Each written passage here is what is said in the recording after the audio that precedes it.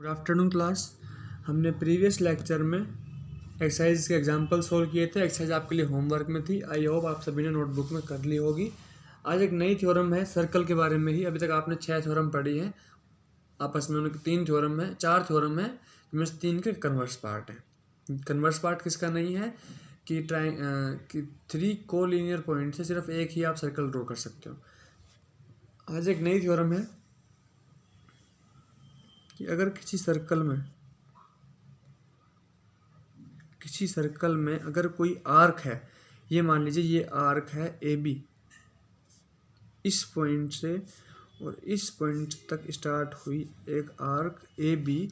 वो arc theorem ये है कि अगर सेंटर से एंगल बनाती है ए ओ बी, तो ये ए ओ बी किसके इक्वल होगा?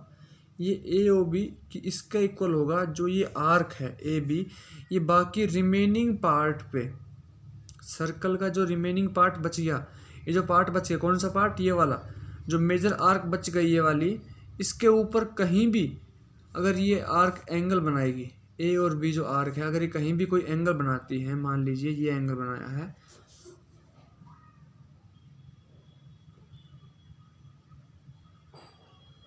ये एंगल बनाया है, तो ये वाला एंगल और इस एंगल के बीच में एक रिलेशन है। क्या है कि इसको आप मान लीजिए ओ ई। ये ए ई बी जो एंगल है, ये हाफ है किसका? ए ओ बी का। कि अगर ये वाला एंगल x है तो ये वाला एंगल 2x है। और ना कि सिर्फ ये वाला एंगल x, आपको क्या याद रखना है कि ए ओ बी, कोई भी एक आर्क है ए बी, वो सेंटर पे जो एंगल बनाएगी ना, उसका हाफ एंगल बनाएगी रिमेनिंग पार्ट ऑफ सर्कल कहीं भी।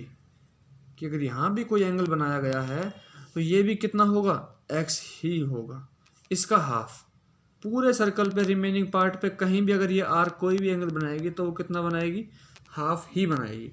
इसका प्रूफ है, देख लेना बुक के अंदर, सिंपल प्रूफ है काफ़ी।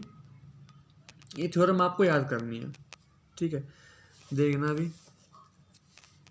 उसके अलावा अगर मैं यहाँ से एक थ्योरम और अगर आप बताऊँ आपको, यहाँ से देखिए, अगर कोई भी एक आर्क है, कोई भी एक आर्क है ए बी, ये सर्कल के ऊपर कहीं भी एंगल बनाएगी,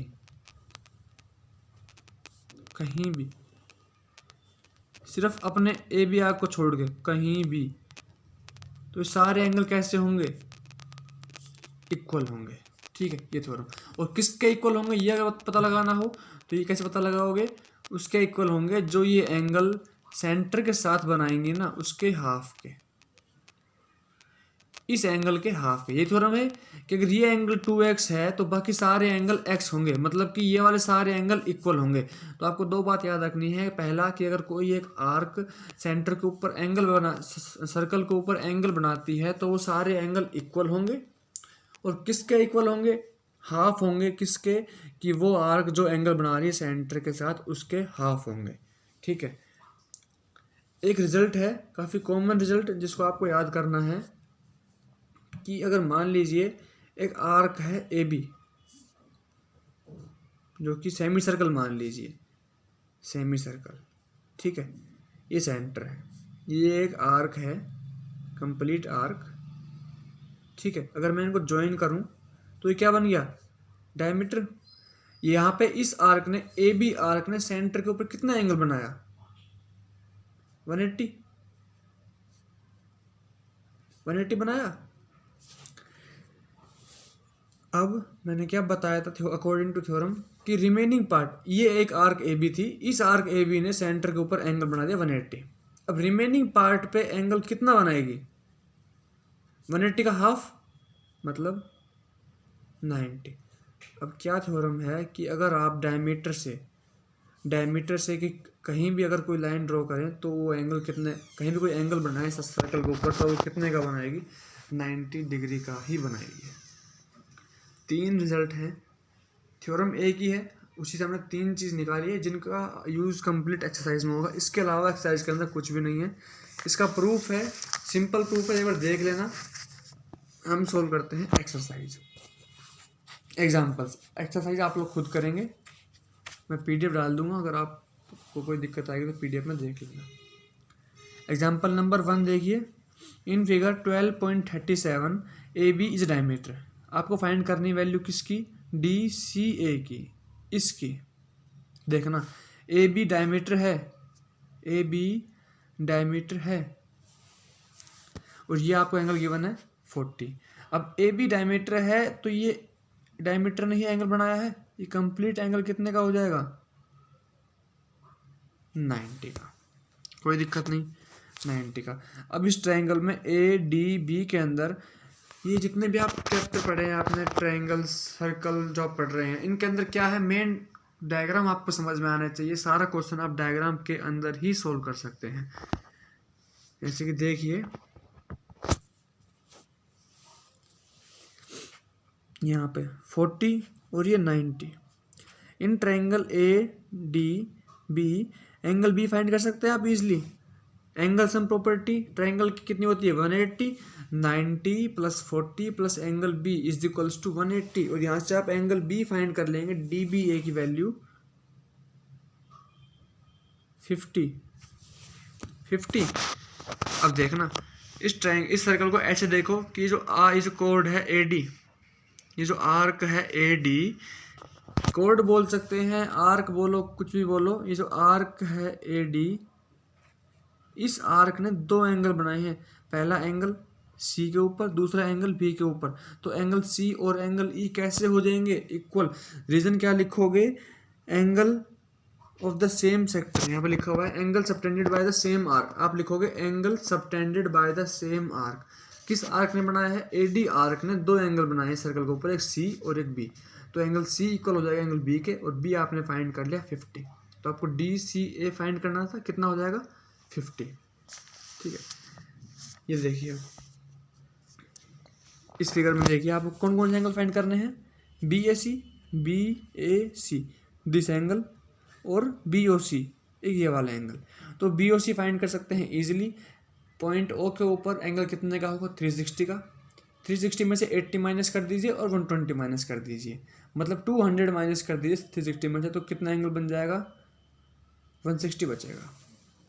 ठीक है, अब देखना कि 160 एंगल बना ये वाला बी ओ सी। अब ये जो आर्क है बी सी आर्क ने सेंटर पे एंगल बनाया 160 का, सेंटर पे एंगल बनाया 160 का, ध्यान रखना, सेंटर पे एंगल बनाया 160 का। तो रिमेनिंग पार्ट पे कितने का बनाएगी, 160 का हाफ मतलब 80, और रिमेनिंग पार्ट पे एक एंगल बनाया हुआ है एंगल ए। एंगल ए का आंसर कितना निकल जाएगा, 80, इसका हाफ, तो angle A is equals to 80। Answer क्या आ गया, 80। तो काफ़ी सिंपल क्वेश्चन है, सिर्फ लॉजिक आपको याद रखना है, जो थ्योरम है वो याद करनी है आपको ओनली। उसके बाद देखिए एग्जांपल नंबर 3 देखिए, एक क्वाड्रिलेटरल है ए बी सी डी, जिसके अंदर ए बी इक्वल है A C K, is equals to A D K. A B A C equal होंगे तीनों, ए सेंटर है वहाँ पे, तो A B is equals to A C is equals to A D. तो मतलब क्या है इसका कि ए क्या है, सेंटर। आपको क्या प्रूफ करना है कि B A D is equals to twice of angle B D C plus C B D. कैसे प्रूफ करते हैं, सिंपल है काफ़ी।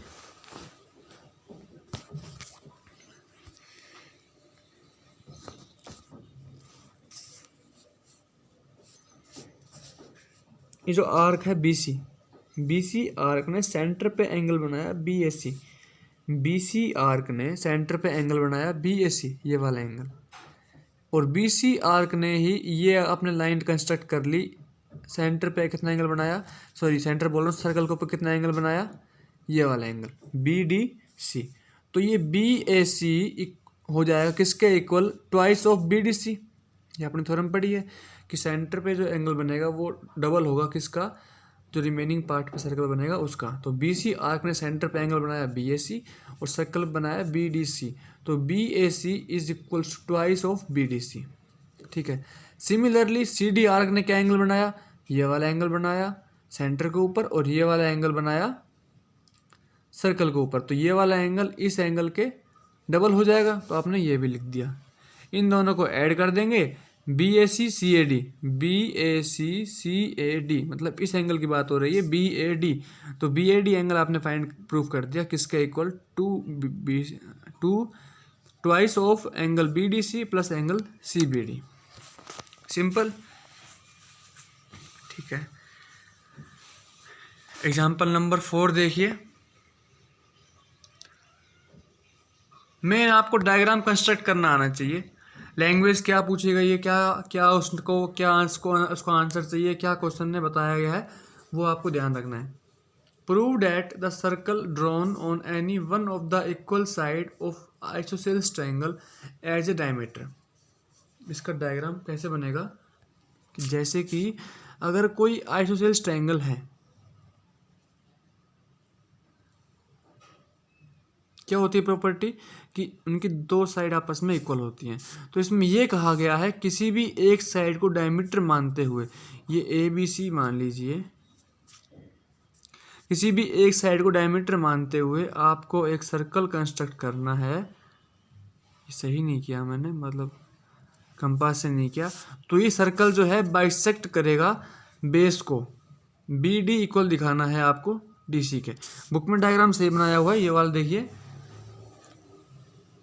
कंस्ट्रक्शन आप खुद करनी है। AB इक्वल है AC के। आपने AC को डायमीटर मानते हुए एक सर्कल ड्रॉ कर लिया, और वो सर्कल जहाँ बेस को कट किया D पॉइंट के ऊपर, ये बताना है कि वो बेस को बाइसेक्ट करेगा, मतलब BD इक्वल दिखाना है आपको CD का इक्वल, ठीक है।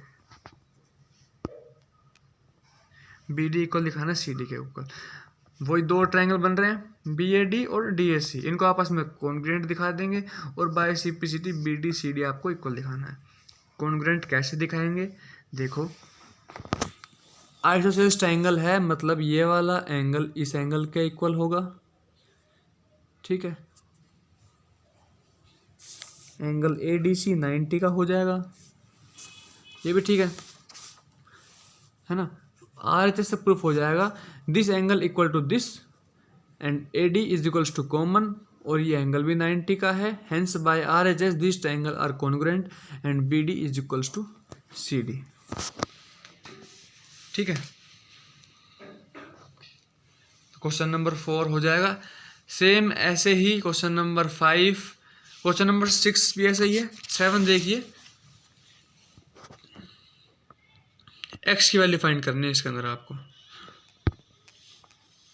इस क्वेश्चन में x की वैल्यू फाइंड करनी है। देखना कैसे कैसे क्या हुआ है, सिंपल से देखना, छोटा सा क्वेश्चन है।